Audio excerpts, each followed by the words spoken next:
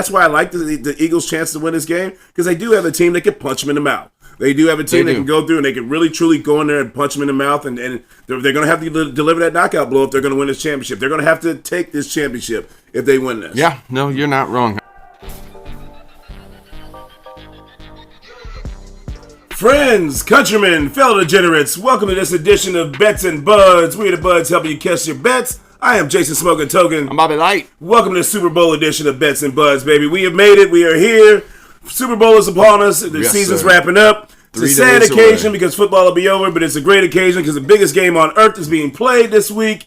Like it's a beautiful time, brother. It's a beautiful time. Like I said, again, it's a bittersweet moment. Bittersweet moment. 3 days and 23 hours. Oh, here we go. Countdown to the end of the season. Where at least we got free agency and draft to talk about and other things kind of dive into. And the hopes and expectations of the next season upon us. If you're not a Chiefs or Eagles fan, if you're a Chiefs or Eagles fan, which I hate both of these fucking teams. Right. But you know what? Either way it goes, I'm just going to, root for the games, put in some parlay and some parlay prop bets, and see who goes and gets it done. I mean, go Cowboys. Yeah, we'll see with Schottenheimer. You know what? I still will take Schottenheimer over Kellen Moore. Yes.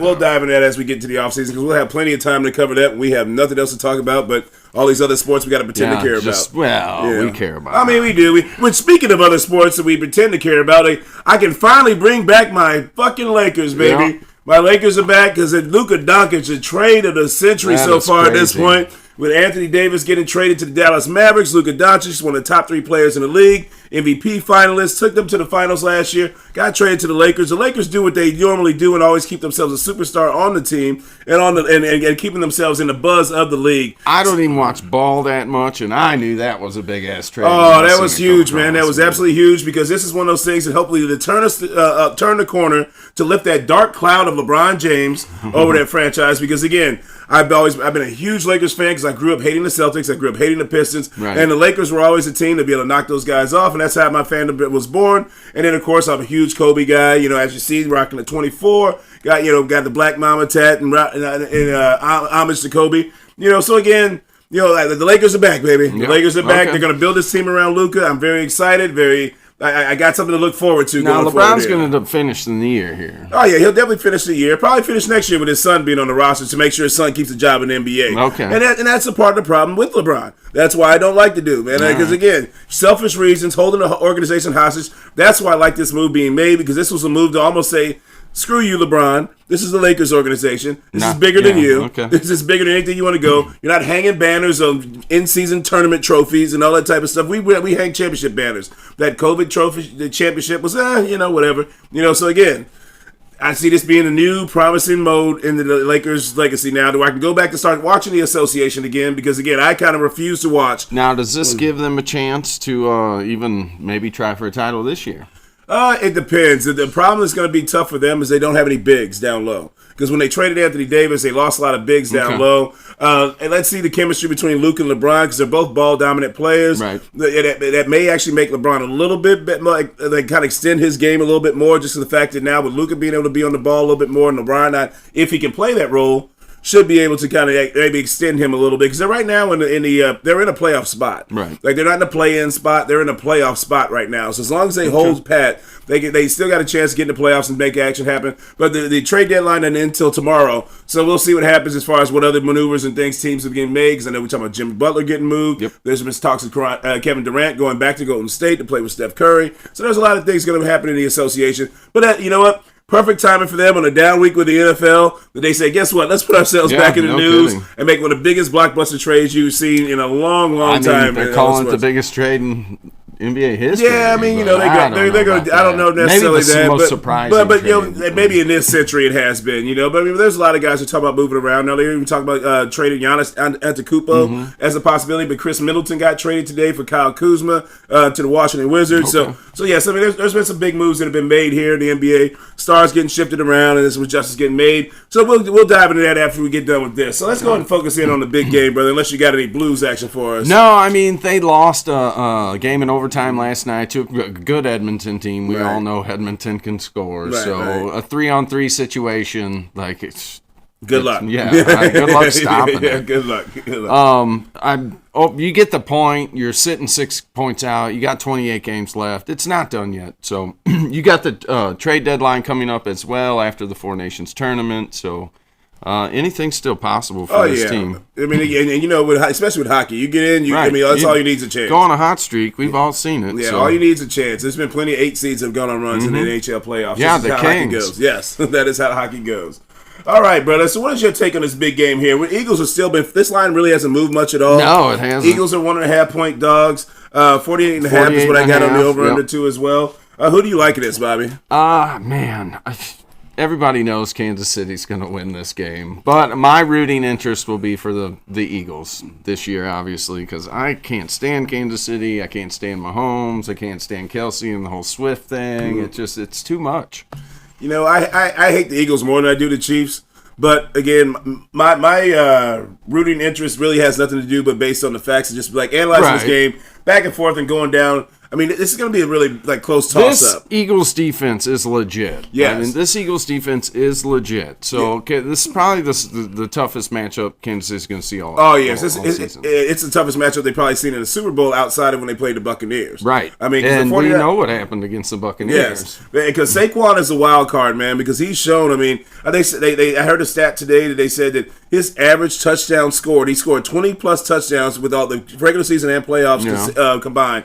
He averaged yardage 32. 32. Wow. That's a record. That's 32. A big number. 32 yards per touchdown. So he's taking it to that. Once he gets that edge, he's ripping it, man. His vision. I mean, you saw that first run against Washington. You saw those big runs he had against the Rams. I mean, he's been doing it all season long. He broke the record this year of 60-yard touchdown runs. I mean, he's a game changer when it comes to that. And with him and Jalen Hurts in the backfield, that's going to be a dangerous combination for the Chiefs to have to stop. I mean, I like Philly to win this game. I want Philly to win this game, but I think Philly can win this game. I believe they absolutely based can. on the defense alone. Absolutely. So who do you like going? You got the Chiefs, I guess, going with this? No, if I'm going to make a bet, and it's going to be Philly on the money line. All right. All right, well, so I'm with you on that one. I actually like the Eagles, obviously, to cover the 1.5 points being dogs. And actually, I'm actually going for the Eagles to win this game. Just because defensively wise, I mean, they've got a lot going in their favor. Yeah, I mean and who's the superstar outside of Mahomes and Kelsey that's going to burn you? I mean, Worthy, is he there yet? No, he's not there as superstar status. But then you also got Marquise Hollywood-Brown. He's been in the offense a little bit longer. So, I mean, he's a big play potential, but I love the Eagles secondary. I mean, don't get me wrong. The Chiefs are going to play call this game up. And they're going to have some looks that the Eagles probably haven't seen. I see some long, sustained drives here, which are going forward into this game also calling. That's why I like the under. Okay, you like the under. I've got the over. It's 48.5.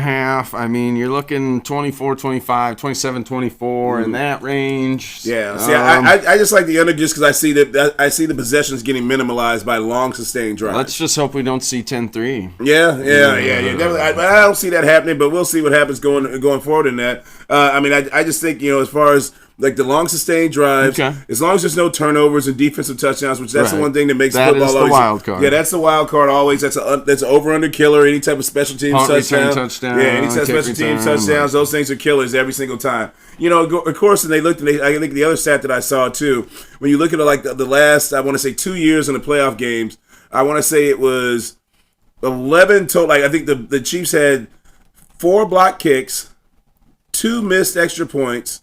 There was and on top of that, I think that the plus combined with the turnovers, it was like a lot of, like plus. I mean, minus 11 on negative play, or plus 11 on their side, Chiefs wise, on negative plays against other teams, and that's just with the Chiefs. You just can't do that. No, you cannot make mistakes. Because even if you look at the last Super Bowl, what lost the game for them was that one. Jalen Hurts played an amazing game with that one fumble that Nick Bolton took to the house. Yep. And that pretty much was one of the difference makers. Defensive touchdown, making a difference maker in that game. But the other thing with Jalen Hurts, though, out of all 7 of his playoff games, the one thing he has not done is thrown an interception. Okay, I didn't know that. Yes, he has not thrown an interception in his last 7 playoff games. So he does protect the ball. As long as he can hold on to the ball, he doesn't seem to turn it over. So I mean, we'll see. I mean, I think it's going to be a great Super Bowl no matter what. No matter what, I mean, that one thing we can ask for, I think it's going to be a good quality game. I hope so. I like a blowout. I definitely don't want to see like San Francisco, San Diego. Yeah. That was, I mean, but everybody knew what was going to happen in that one. Yeah, and that was back in those days when the AFC had no chance in hell to win Super Bowls. That was point. What, Stan Humphries. Yeah, Stan Humphries and what was it? Natron Means. Natron Means. Stan Humphries and Natron Means. Who was Bobby? Yeah, Bobby. What was his name? Bobby. What was his name? The coach. Oh, I know you're talking about because I can see his face right now because he always he wore the big cans headsets like we had on too. So, it'll come to me. Yeah. But yeah, so I mean, like that's kind of, I think overall we've gone through, we've dived and we analyzed, overanalyzed. We covered it a little bit like a couple days ago when we shot back on. Yeah, Saturday. I like Philly's chances. Don't get me wrong. I'm not going to be surprised if the Chiefs win. Oh yeah, I mean it won't surprise anybody if the Chiefs find a way to win. But I mean overall, I do like this Philly team is pretty solid top to bottom. Let's just have a game with no controversy. Yeah, but you know what? It's going to happen. You know it's going to happen. There's going to be one of those calls. They're going to be like, see, I told you, always with the Chiefs. I mean, all the time, just kind of how it goes. But again, at the end of the day, most teams will tell you good football teams always play mistake-free football. That's why the Patriots they could always seem like they were getting the calls in their favor. And it's got to be a benefit of the doubt too. There is bias in everything. So there is, but again, it's like we talked about last week. When you're playing the champion, you got to knock that champion out. You have to, man. You can't give them any wiggle room because there is going to be like, oh, that's a champ right there. Oh, that's Patrick Mahomes. Oh, that's Travis Kelce. Oh, that's Chris Jones. They might have not done that. I mean, that's the thing. I mean, so it's they're going to get the benefit of the doubt, like you said a lot of times. And so that's why when you go into champ, and that's why I like the Eagles' chance to win this game because they do have a team that can punch them in the mouth. They do have a team that can go through and they can really, truly go in there and punch them in the mouth. And they're going to have to deliver that knockout blow if they're going to win this championship. They're going to have to take this championship if they win this. Yeah, no, you're not wrong. I like I hate to say it because I hate the Eagles. Like the Eagles are my most hated team in the NFL by a long shot. I mean, it's not even close. I mean, absolutely not close. So who do you like as far as any type of prop bets here, Bobby? I've got 5 of them right here. Okay. Take a swing on a few. The first one, I'll tell you, this is crazy. Give me Gray and Johan Dotson to score a touchdown. It's a 2-leg touchdown parlay for $7,500. Nice. I like that. And you that. always get the weird touchdown. Yes, you do. Scores. You get those random guys. You definitely get those random guys that'll score in the Super Bowl like that. I mean, it's typically never a lot of times the people that you expect. You put $100 down on that. You're plus 74. I mean, you're popping. Oh yeah, you're living good right there. You're living real good. All right, so I got one here for you. I got Jalen Hurts, Travis Kelce, and Devontae Smith. Anytime touchdown scores is at plus 1233. Anytime touchdown scores for those three at plus 1233. That's just counting on the stars to go ahead and get things done how they would get things done. All right, so that's my first parlay bet. I got about 6. I like that one. Yeah, I got about 6 of them dialed up for us here. Maybe actually 7. All right, so what you got next on the slate? I've got another 2-legger. Give me Juju Schuster-Smith to score and Goddard to score. That's plus 2,300. Oh, nice. Goddard's it's the Juju one that puts that one over the But top. you know what? Juju finds ways to do Juju things sometimes, at certain moments. So I like that one too. All right, so this is one that's actually and I usually don't do these a whole lot, but this was one of those kind of Super Bowl specific prop bets here. And this was each team to score 1 touchdown and 1 field goal in each half. All right, so that's all you do. 1 plus touchdown, 1 plus field goal in each half was at plus 1,400. I actually like that one. Yeah, that's at plus 1,400. I like the probabilities of that one a lot. I like that one a whole lot. All right, I've got a 6-legger here. This one, but I kept the yardages low. Mahomes to throw for 200 yards passing, Hurts for 200 yards passing, A.J. Brown to catch 50, Kelce to catch 50, Barkley to rush for 70, and Mahomes to rush for 25, and it was plus 2890. Oh, that's not bad. That's a good one. I hit one like that on the last time these two teams played. So I like that one a lot. All right, so next one I got another one of those kind of Super Bowl specific prop bets. So this was each team to score 2 rushing touchdowns and 2 field goals for the entirety of the game. It's at plus 4,100.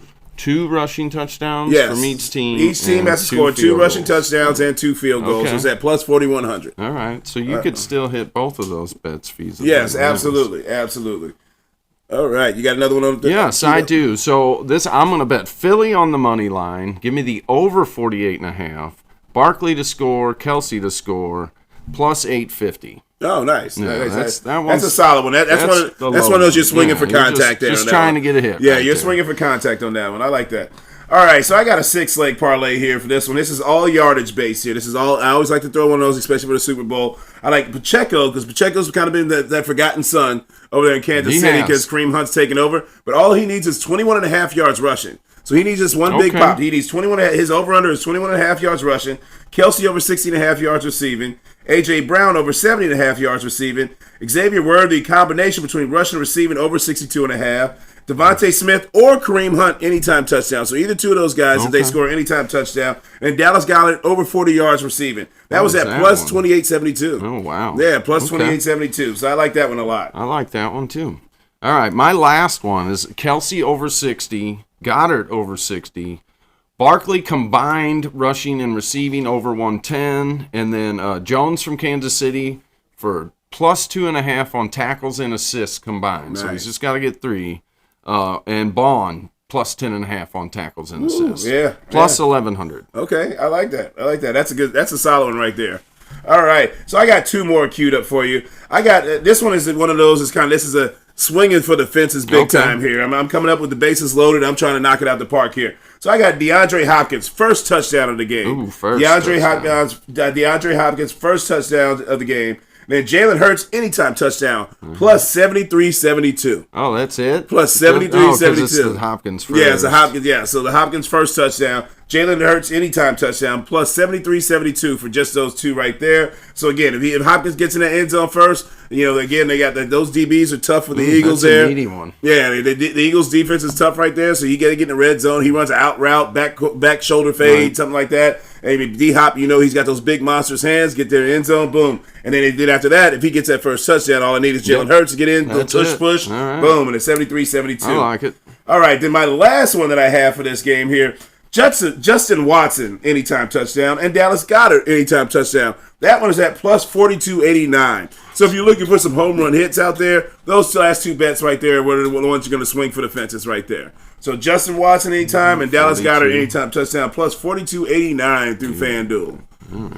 All right, what you got queued up for us, Director Dave? Yeah, what you got, Dave? All right, so Director Dave has Saquon Barkley, Jalen Hurts, Travis Kelce, and Xavier Worthy anytime touchdown at plus 15.05. I like that one. I like that one a lot. And then he's got each team 1 plus rushing touchdown, 1 plus passing touchdown in each half, plus 7,500. Oh, that's not bad at all. That's not bad at all. That just means that that over-under is probably going to get killed at that point. That would get murdered at that point. Yeah, the over-under is going to definitely get. You're going to hit that over if that one hits there for sure. So, but that's not a bad one for swinging for the fences there. So if you go just Philly on the money line and the over, it's plus 270. Okay. So, that's not bad. Yeah, that's not bad at all. If you believe in the Phillies and the over. Yeah, we'll see. Like I said, this is it. This is it, brother. We made it through a season. And we'll be stuck betting on basketball and hockey. Yeah, March Madness. That's what I look at. Depending on what happens during this game here. Right. What's happening during this game. Because hopefully I don't lose too much seed money as I'm going forward here. But you know what? It's been one hell of a season. We appreciate you guys coming along for this ride with us. It's been a hell of a run. Oh, yeah. We're going on, what is it, season 2 for us now. Yeah, this is the end of, we'll be coming around 2 years. Yeah, end of season 2 here from a football season standpoint. So we're going to go ahead and hit this thing going and kick it off for you. We will make sure we'll be providing content for you the rest of the season, all year long, on every sport that we can possibly cover. So make sure you hit that like and subscribe button, add to the comments section. Shout out to True on the Track for blessing us with those beats. Director Dave keeping us up on the 1s and 2s. I'm Jason Smoking Token. I'm Bobby Light. Happy Super Bowl. Peace.